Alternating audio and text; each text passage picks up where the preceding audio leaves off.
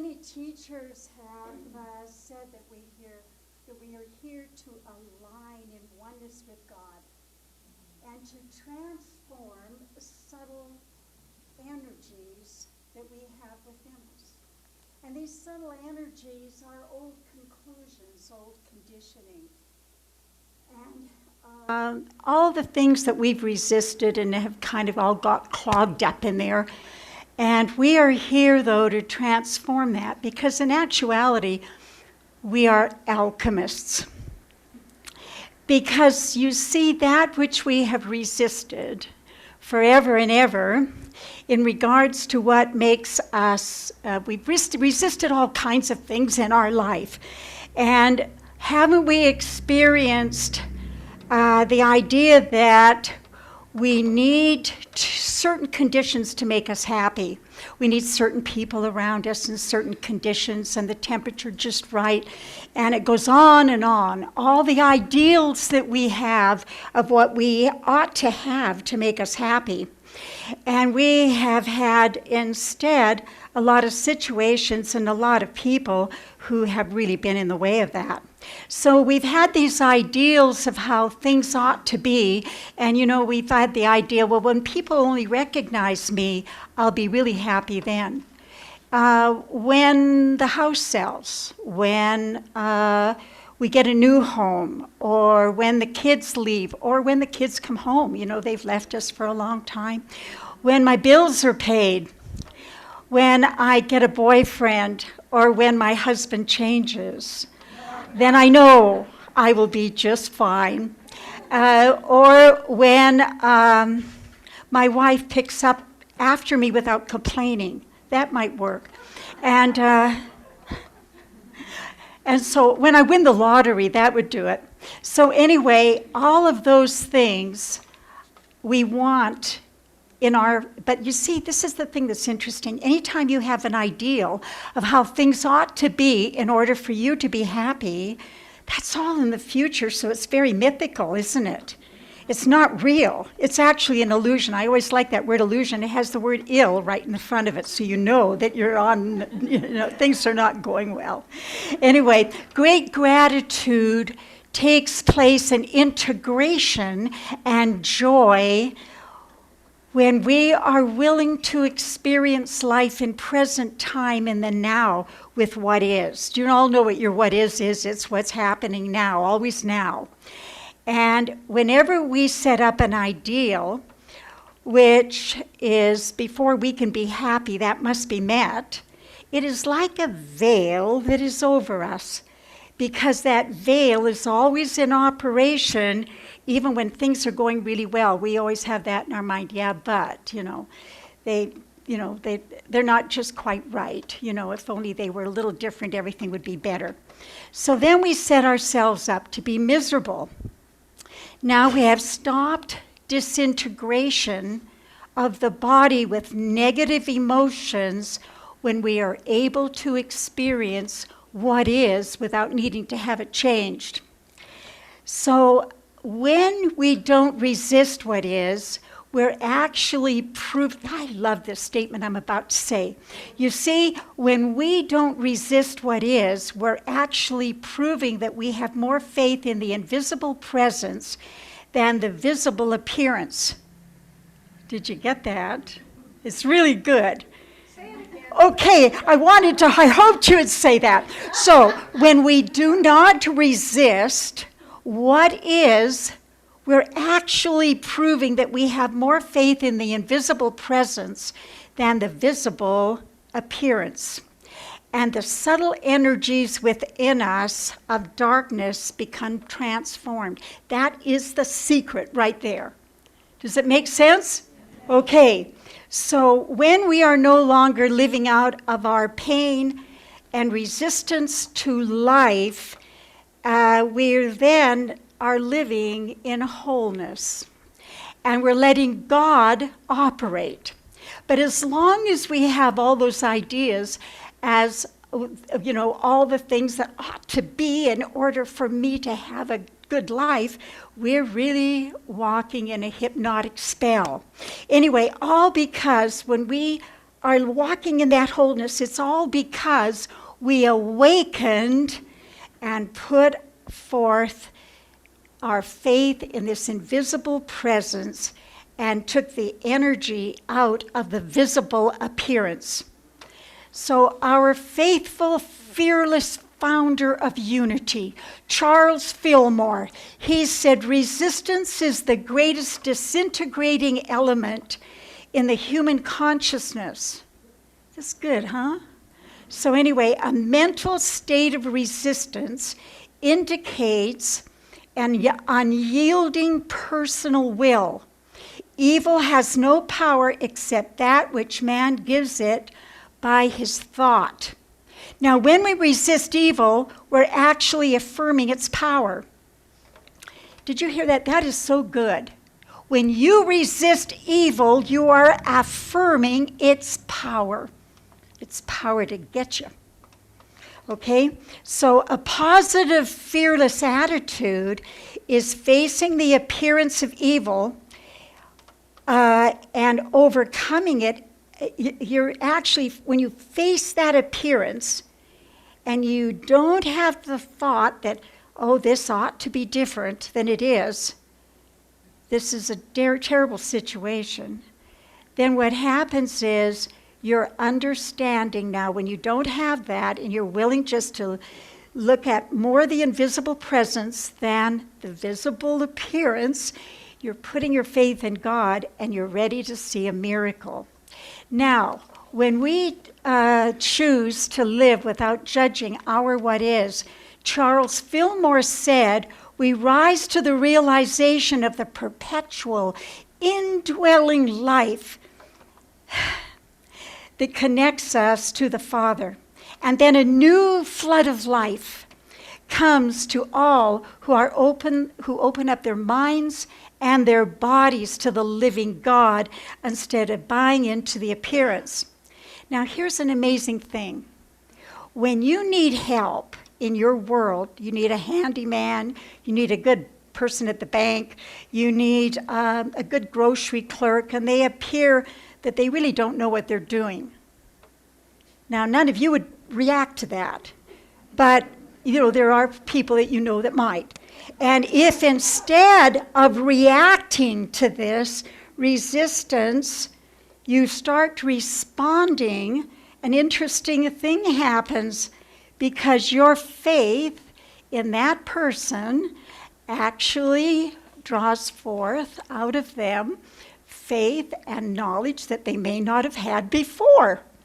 And their job actually becomes harmonious, or you experience a harmonious moment, even if they don't do it right. Somehow it'll open up. God will open it up in some way when you have more faith in that. You see, when we judge our what is situations, we're actually giving it power to grow and make us more miserable. And I guarantee you that if you're going to hang out with some old judgment of someone or some situation, let me tell you what happens. It will grow. It will grow, and it will have children, and it will have data. You will have new data that will come in. You will have new people that will come in that will confirm everything that you're judging. So we don't want to hang out with that because that creates a world that isn't really fun.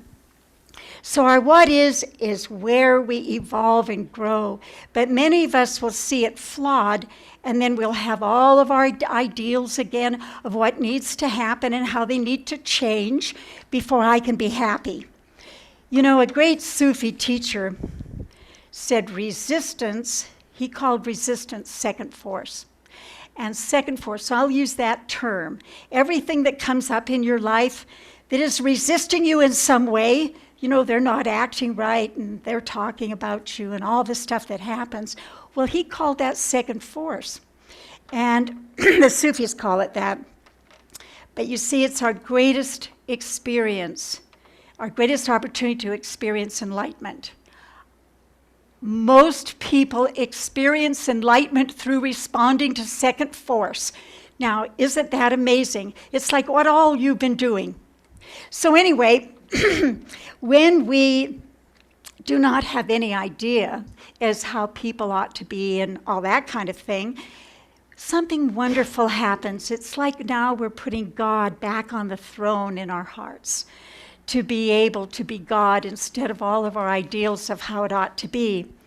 It's about awakening and being willing or free to have criticism, have some disapproval. Oh, people kind of ignored you when you went somewhere, and you surely did expect that they would be so happy to see you. And actually, you kind of interrupted them. You got there a little late, and now they're kind of ignoring you.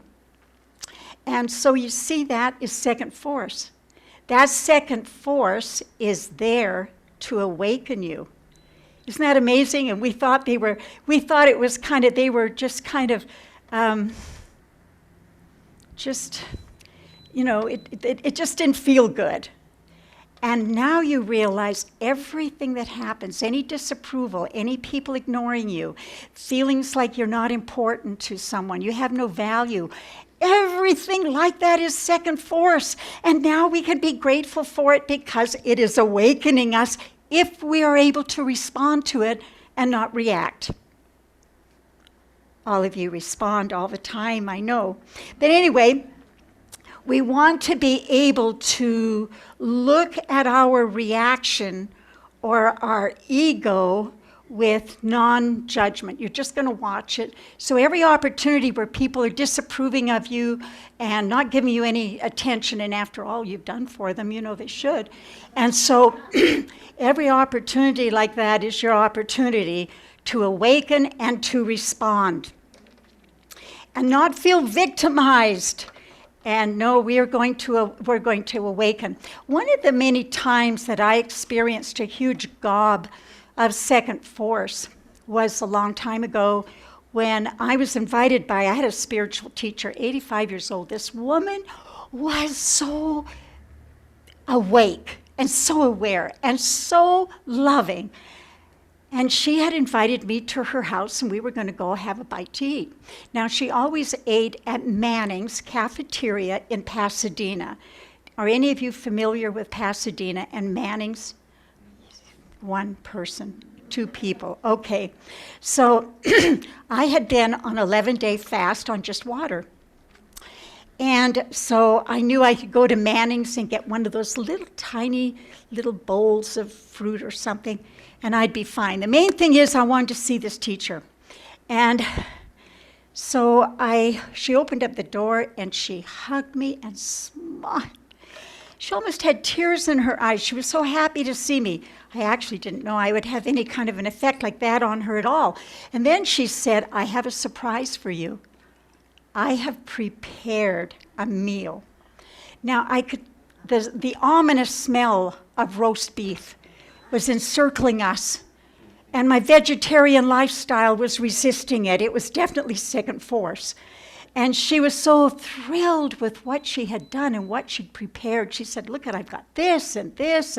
And she said, guess what? I left early this morning and I walked to the store, and believe me, it was warm outside. She walked. And she said, I got your pistachio ice cream with hot fudge. And so she said, and I thought, it's really strange that she never remembered I was a vegetarian, but she remembered that I liked pistachio ice cream. Anyway, she said, you just relax here. I'm going to go in the kitchen. And I sat there and I thought of all the books that I've read, that when you come off of a fast, you eat very, very little, just a little tiny bit of fruit or something. And I've read about how it can cause dire complications if you eat cooked food. And it caused dire complications in your intestines and in your stomach. And then I read also in one book, it said, now if you eat meat, it could actually cause a blockage and kill you. So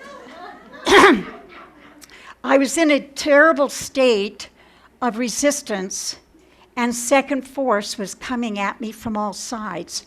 And all I could do, my stomach had not had meat since I was 18. And at that time, I think I was 35. So I definitely was not relaxed as she had told me that I could be relaxed while she was in the kitchen. I was resisting with everything in me this meal. So second force was truly running rampant within me.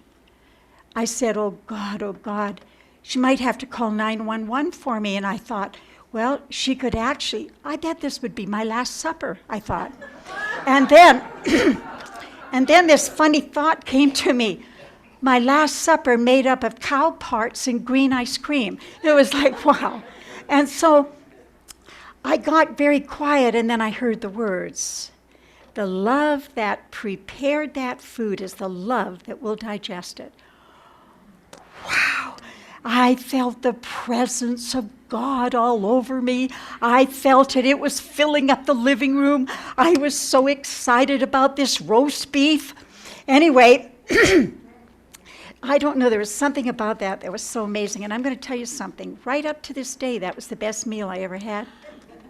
The best meal I ever had. You see, when we experience our world in love and faith and trust, God in our what is moment will come through in extraordinary ways.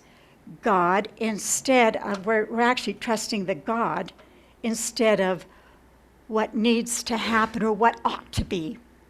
Have you ever had those what ought to be happening with people that are around you? Anyway, so our bodies will stay well if we're not living in resisting life.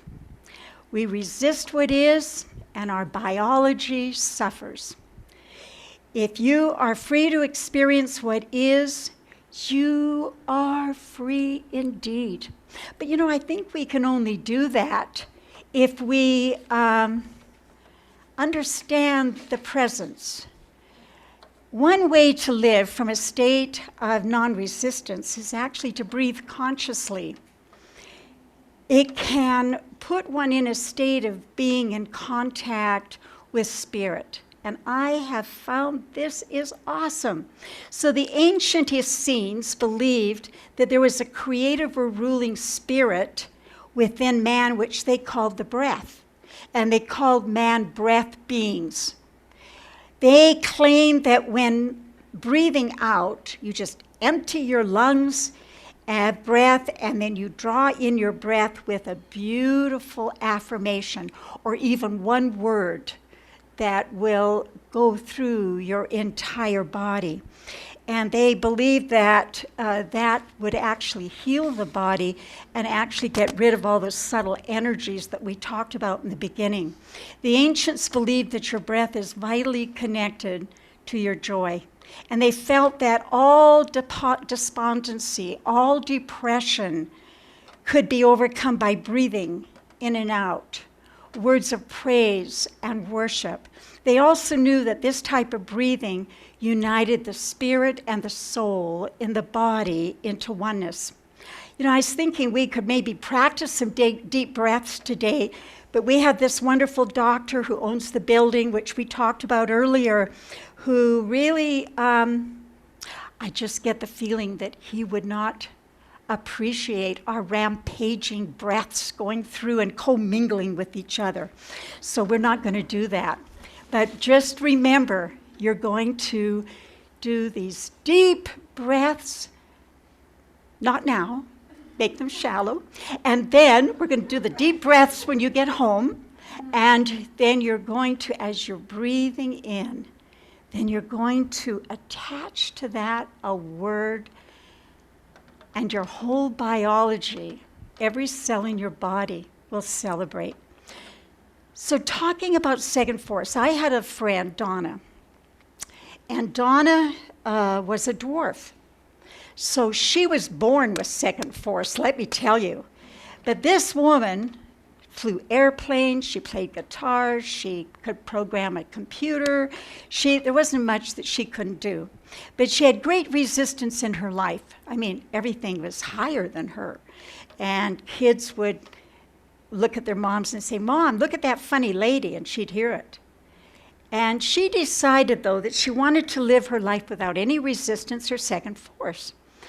So she worked hard so that she could finally retire. How many of you thought, boy, just wait till I retire and then I'll be comfortable, I'll be non-disturbed and safe? How's that been working for you?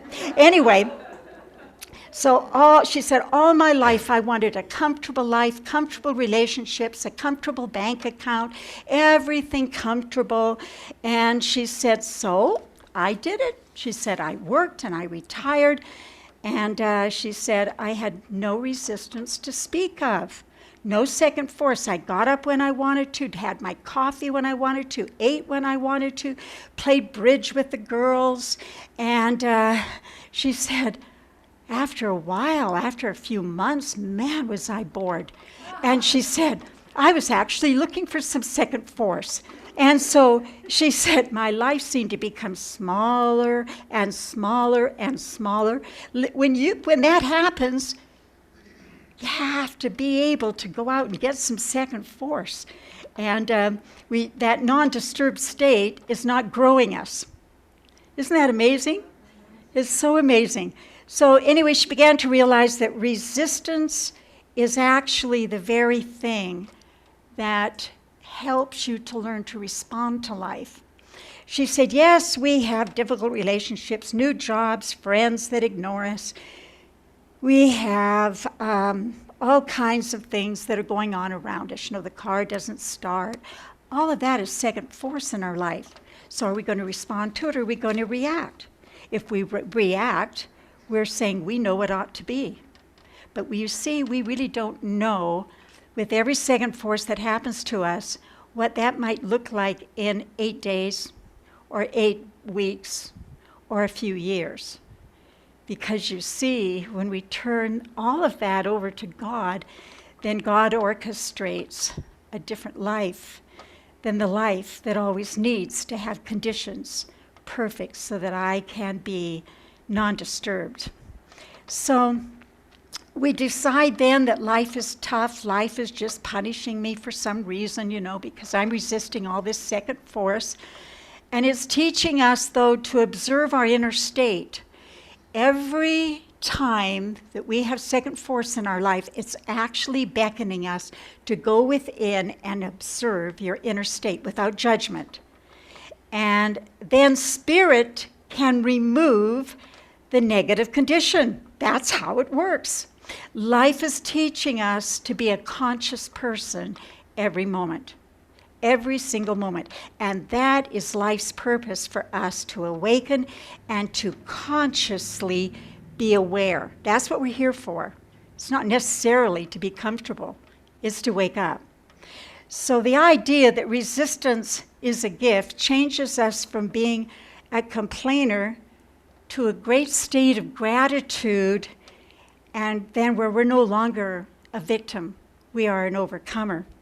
How many people, like I said earlier, do retire thinking, at last, I don't have all this resistance, but that resistance and second force just comes around all the time. So if you have preconceived ideas about your what is, and that it's flawed, thank goodness none of you have that. But most people do. You just turn on the news, and that most of them are living with a flawed universe. And anyway, it was really, our human perception is that which is flawed, not anything here. Isn't that interesting? It's only our human perception of what we're seeing. I have friends who've been calling me lately and talking to me about the tumultuous times that we're living in, with the stars lining up the way they're lining up. They said, have you noticed how you're feeling lately? And I said, yeah. They said, it's bad, isn't it? I what's going on? And it makes me itch thinking about the calls I had. Anyway, they said, yeah, the stars, the way they're lined up, everybody's reacting, everyone's miserable. Astrologically, come on. Come on, we're getting second force from the stars? What hope do we have? Anyway, now the day will come when you realize resistance is no longer resistance in your life if you're not resisting it. Isn't that amazing? That becomes the kingdom of heaven. I had a funny call the other day. A woman called me. She said, Linda, I went to this home the other day, and she said, I thought I was going to be spending time with this person by myself, because we're very close. But he had invited another couple. And this other couple are the ones that he spent all the attention to, not me. And I've known him longer. And she said, can you pray about that? And I thought, maybe not. Maybe not, because it's time that we awaken. It's a time that we awaken and be grateful for what is, instead of having everybody have to shift and change. So the secret is second forces happening all the time. You get cakes that crumble and fall. We get dogs that bark at the neighbors and they get upset. We read the daily word and we're just ready to be spiritual, and we get a phone call. Mom, you've got to send me a wire of money immediately. This is all second forces happening. So our problem is that all of our lives, not this group, but many people, all of their lives, they have reacted instead of responding. The whole key to awakening is to be able to respond to life and your what is, just the way it is, instead of reacting. If you react, you're in the illusion. And the biology hates it. So anyway, the love of God within us is capable of having our dominant attitude be love. And the what is this very moment has such great value. You see, if I react, I'm actually snacking from that tree of the knowledge of good and evil. So I've got this tree of opposites, right? And it's the tree of good and bad, the tree of ugly and beautiful, the tree of rich and poor, the tree of smart and stupid. Come on. There's another tree out there. It's the tree of life. And that's what we are to be snacking from. Judging ourselves, and then, after you do this for a while, and you get in, you're eating from and snacking from that other old tree, man, it doesn't take long before we don't feel worthy. We feel like we're not good enough, right? And in actuality, we never should have been eating from that tree anyway. So we've had a being of God is a living, growing, changing, unique being. And it's difficult to fit that being into our little standard of the way we think we ought to be and the way we think everyone else ought to be. We want to be able to release and let it go. Recently I had an interesting experience. My daughter seemed to really need someone. I thought her sister would come to her rescue, but she didn't. And I thought, well, I must do it. So I flew to be with her in Washington for just 2 days. I just wanted to spend 2 days with her. I was sure I wouldn't want to spend more than that. So I went, and my first apprehension was the airplane itself. I just don't like flying, even though I've flown 1 million miles, 47 times to Moscow in Russia. And I've flown a lot, but I don't know, I've gotten into a comfortable state of not flying. And so anyway, that was my first second forces flying. And so I got up there in that plane and I thought, there's no way this thing can stay up here in the air. And I saw it as kind of a holy experience. God is holding this airplane up just for me to get to Washington. And then I got there and she said, Mom, I forgot to tell you. And I understand this, but she said, Mom, she picked me up in Seattle. And she said, Mom, I know that it's pretty hot here, right? And she said, it's 112. And she said, we don't have any air conditioning. So I knew that would be some second force that I could be grateful for. And so we got to her house, and she had two of the biggest dogs I've ever seen in my life. One was a Rottweiler, and he was white and deaf, and the other one was Riker, who was the service dog to the deaf dog. And they traveled together, and these are huge dogs, and they kind of traveled together for all the evil that they had planned. They'd get up early in the morning to plan their evil. So my second force came in, and I knew it ought to be. These dogs were just unbelievable. They would drag. She said, "Mom, we can't leave the dogs for more than 15 minutes." And she was right, because they would take garbage out and strew it around. They would take dirty clothes and take them out, and then they would climb up high on the different pieces of furniture. And I said, "Holly, these dogs are not really disciplined, are they?" I mean, I knew that she ought to discipline them, and I knew that these dogs ought to be different, right? And finally I woke up and I realized life was giving me just what was okay, right? I loved those beasts. I just loved them. That 2 days I was going to spend with my daughter, I spent 8. I loved my whole experience. And then what happened is, her husband, who travels a lot, he has miles or something. He had points. And so she decided that I wasn't going to die in the heat, but her dogs could. So we had to get out of the house as quickly as we could. And it was toasty in there, I guarantee you. But my blood was a little thinner than hers, being in Arizona. And so we went to the Hilton. I had my own room for a couple days, and when we went back, the temperature was 83, and it was glorious. We had so much fun. So you see, I overcame my resistance to what is. And I didn't catch on like always, just like immediately, because it was sometimes that second force, the volume of it is really loud. But I just had a glorious, glorious time. Can't wait to go back. And anyway, the Beatles song came to me. I love this song. And it said, "When I find myself in trouble, Mother Mary comes to me, singing words of wisdom, let it be, let it be." And then it says, "And when in my hour of darkness, she is standing right in front of me, speaking words of wisdom, let it be." Let's just close our eyes, and let's just give up today.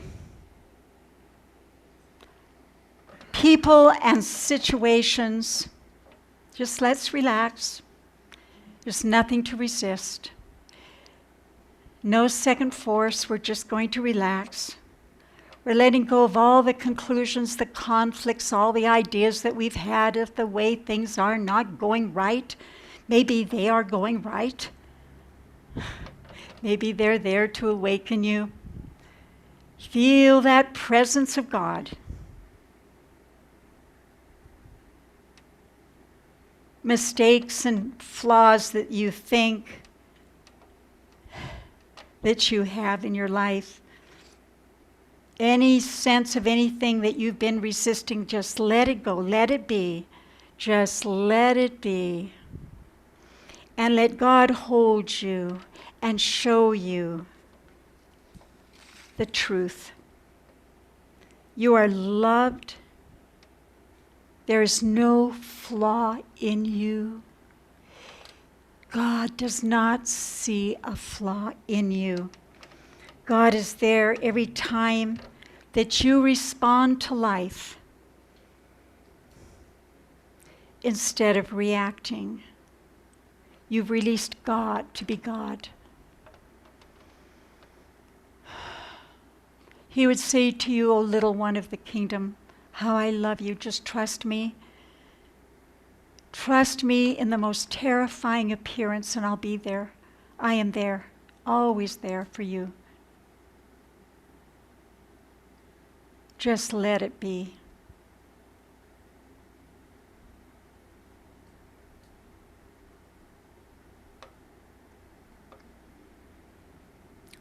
And then God would say, "I will teach you what is real. I will teach you the truth. And I will show you the disintegration of the illusions that you bought into. You are loved, and you are taken care of, my child."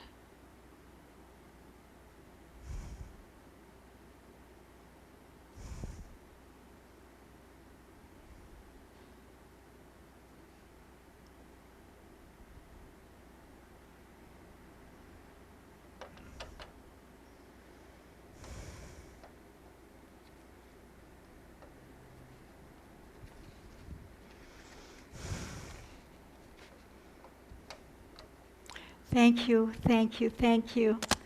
I just want to know if any of you have any questions about what we've talked about today or anything that you would like to share. Did it make sense? Good, good, good. Okay, that's all. As long as it made sense. Yeah.